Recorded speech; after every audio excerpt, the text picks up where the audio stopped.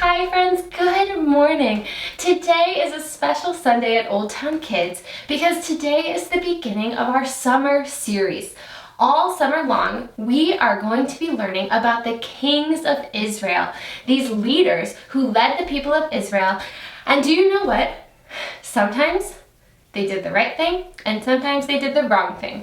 Sometimes they followed God, sometimes they obeyed God, and sometimes they didn't. And if that isn't relatable, I don't know what is. So we are going to be learning more about these leaders, and we are going to be thinking about and talking about and learning about what it means to follow God in our own lives too.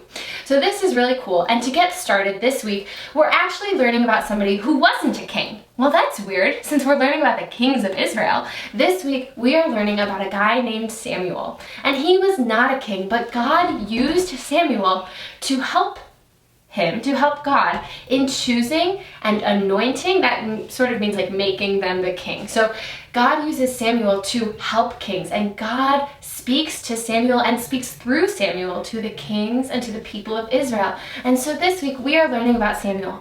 First, we're going to be learning about Samuel when he was born, and Samuel's mom who prayed to God and talked to God. And then we're going to be learning about when Samuel hears from God. So think about that.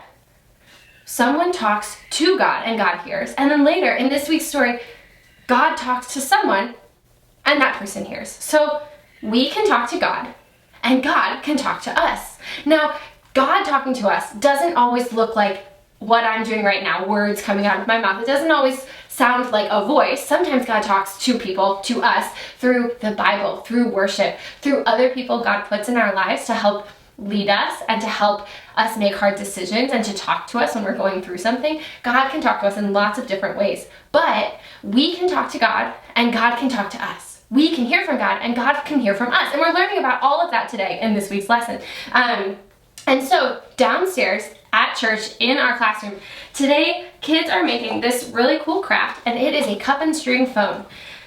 And these two cups are connected and you can talk to someone through here, and it communicates through the string and you can hear it from the cup. So another person would have this part and they can hear through the cup. So we'll be making these, and it can help us remember that we are on one side and God is on the other.